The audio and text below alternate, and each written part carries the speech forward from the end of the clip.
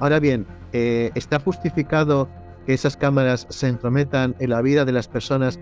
Se están usando esto de la inteligencia artificial un poco también para hinchar ahí resultados y demás. Y ahora, pues bueno, quieren un pasito más allá, ya digo, pero luego entiendo que implantarlo en las personas y también en las máquinas, ¿no?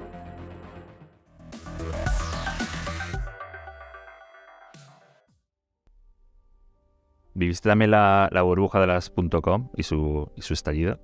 ¿Crees que esto de la inteligencia artificial tiene algún tufillo de burbuja o de momento no? Lo Es digo porque sobre todo complicado. el otro día, mira, el otro día estaba viendo un artículo que, bueno, la empresa de medios BuzzFeed anunció que había despedido a un montón de redactores para sustituirlos por ChatGPT, ¿no? Creo que era ChatGPT, pero no. Y automáticamente las acciones subieron muchísimo.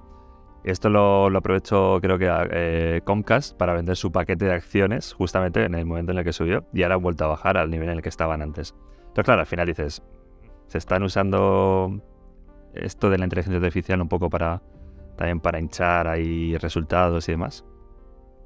Bueno, hay ciertas empresas que lo pueden utilizar como una excusa, ¿no? Para o despedir o contratar. Sí.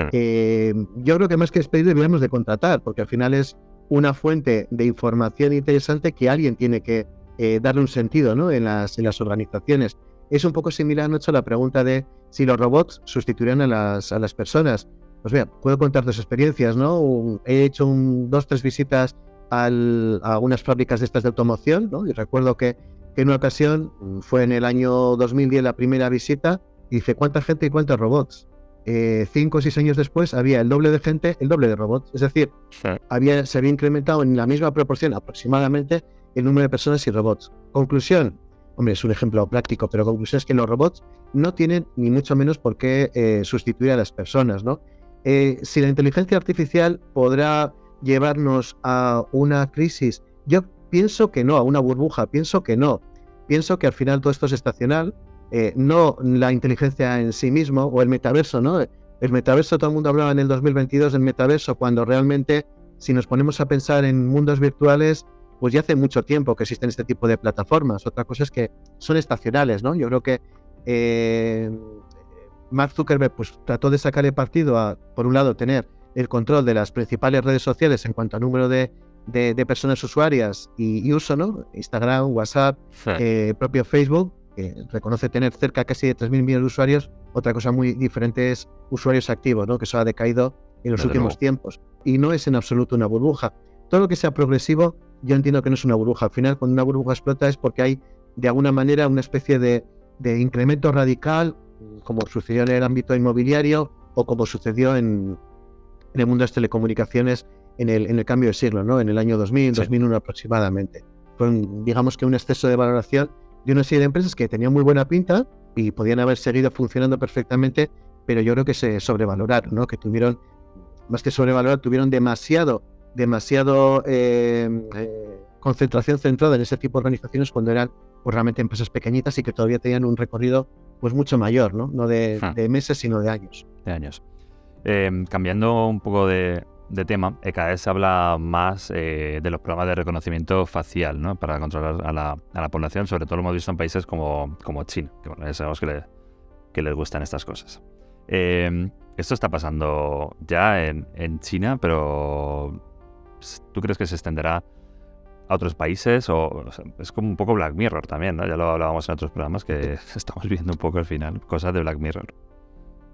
Yo creo que en aquellos lugares donde hay una necesidad de incrementar la seguridad, yo siempre soy partidario del efecto de la proporcionalidad. Es decir, mientras las cámaras nos puedan proteger de que suframos pues, un ataque o incidentes de seguridad, pueden ser favorables sin la excusa de que se entrometan en nuestras vidas privadas, ¿no? Y siempre hay un hilo demasiado fino en el cual, pues bueno, aquí en este, fórmula, en esta ecuación, teníamos que hablar de aspectos legales, aspectos éticos, muy, muy interesante, ¿no? La parte esta de inteligencia artificial con aspectos éticos del uso de la inteligencia artificial, sesgos que puede haber. Vamos, yo lo he analizado muy profundamente, efectivamente, Nacho, como has comentado muy bien, que en China se está empleando pues este tipo de cámaras de reconocimiento, pues para saber, para seguir a la población en cuanto a, bueno, pues control de la pandemia, etcétera, ¿no? La excusa o el motivo está claro, el origen, ¿no? de ese uso. Ahora bien, ¿está justificado que esas cámaras se entrometan en la vida de las personas y si, por ejemplo, tienen que intervenir en, no sé, en resolver un atraco, un secuestro o un incidente peligroso, lo van a hacer con unas garantías legales de protección, etcétera? Ya digo que en aquellos lugares donde se está aplicando la inteligencia artificial para este tipo de reconocimientos, que ya se han hecho experimentos, por ejemplo en Estados Unidos, ¿no? Que nos llegan de una manera un poco más abierta que desde China, pues ha habido bastantes sesgos, ¿no? Bueno, pues el caso, por ejemplo, de reconocer a una persona negra como un orangután, ¿no? Pues simplemente que las personas que habían hecho el estudio no habían tenido en cuenta a personas de raza negra, y quizás hay en países donde, digamos, hay una diversidad multicultural muy grande, pues habrá que ver, ¿no? Si se cumple ese Black Mirror que comentas, o realmente esto pasa por algo que tiene que estar regulado en el buen sentido de la palabra, ¿eh? No, la palabra no es censura, pero sí sería de alguna manera utilizado con lógica, ¿no? Con lógica, sentido común, y no con un propósito de, bueno, pues de dañar a algunos colectivos o a algunas personas que se pueden ver perjudicadas por este uso inadecuado de inteligencia artificial, de reconocimiento de cara, etc. Bueno, al final ya lo vemos también en los aeropuertos. Muchos de ellos ya tienen programas de reconocimiento facial, lo que pasa es que igual no es tan salvaje como en China, que además de reconocerte facialmente te hacen el social score ¿no? Que llaman, que dicen, pues tú tienes tantos puntos. El otro día lo hablábamos en el debate que teníamos, que al final tantos puntos tienes, tanto puedes entrar en un autobús o no puedes entrar. O sea que eso es un poco lo que da miedo, ¿no? Quería preguntarte, bueno, las preguntas que te pasé el otro día, había algunas que eran así un poco como de ciencia ficción y tal, ¿no? Porque, joder, pues aprovechándote que te tenemos aquí, y vamos a preguntarle a Iñaki a ver qué piensa aquí. Entonces, una de ellas era sobre el término neuroseguridad, ¿no? Que va un poco vinculada a lo que estábamos hablando de eso, de privacidad y demás. ¿Qué es la neuroseguridad? Esto suena un poco a película. Sí, puede sonar a película, pero al final yo creo que es más sencillo de todo esto, ¿no? Seguramente que mucha gente en esta comunidad ha escuchado hablar de neurociencia, neuromarketing y todo ese, digamos, poder, capacidad que puede tener la mente, toda esa capacidad que tiene, pues para unirse a los conceptos actuales, ¿no? Y cuando unimos esa palabra de neuro, ¿no? Desde de nuestro cerebro, nuestra cabeza a seguridad, pues estamos hablando, ya digo, de un concepto que en absoluto creo que es nuevo, sí que se ha empezado a escuchar ahora más de manera más intensa. Pero yo trabajé en la empresa de seguridad Panda, en Panda Security, que también mucha gente le sonará como empresa antivirus, entre los años 2001 y 2006. En ese momento pues me especialicé sobre todo en seguridad informática, en ciberseguridad, y también hablábamos de la inteligencia colectiva, ¿no? El poder de no únicamente un motor antivirus, una herramienta, una aplicación antivirus, sino lo que las propias personas podamos hacer, ¿no? En el ámbito de la seguridad, ¿no? Si, por ejemplo, alguien pues había tenido un incidente con su computadora, con su ordenador, o en aquel momento pues se utiliza mucho menos en los dispositivos móviles, pero desde luego que si alguno había subido un incidente, pues se podría compartir en red con la comunidad y llegar a un sistema de protección, un sistema de llamada alerta temprana, ¿no?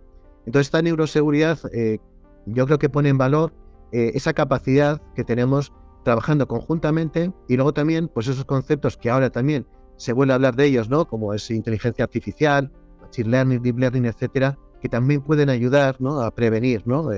Esto de Neuralink al final es implantar chips, ¿no? en las personas para que luego se pueda medir, no sé, los parámetros, o para controlarlo, o cómo es.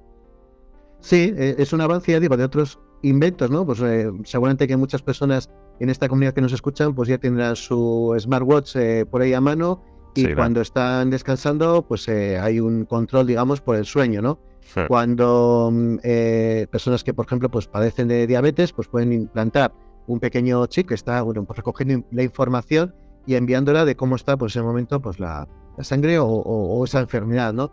Digamos que ya hay sistemas que de alguna manera, en plan sencillo, estaban iniciando lo que Elon Musk pretende hacer con este proyecto, y ahora, pues bueno, quieren un pasito más allá, ya digo, pero luego entiendo que implantarlo en las personas y también en las máquinas, ¿no? En este caso el proyecto que mencionas tiene más que ver con experimentos en personas o pruebas en personas, pero yo creo que el fin último también es, evidentemente, entiendo que querrá hacer su negocio, ¿no? O por el espacio, o por en este caso por los coches, y también llevar ese conocimiento al ámbito industrial, ¿no? En los dos Sí. lugares, ¿no? Tanto personas como en el ámbito de las ciudades o Sí. industria.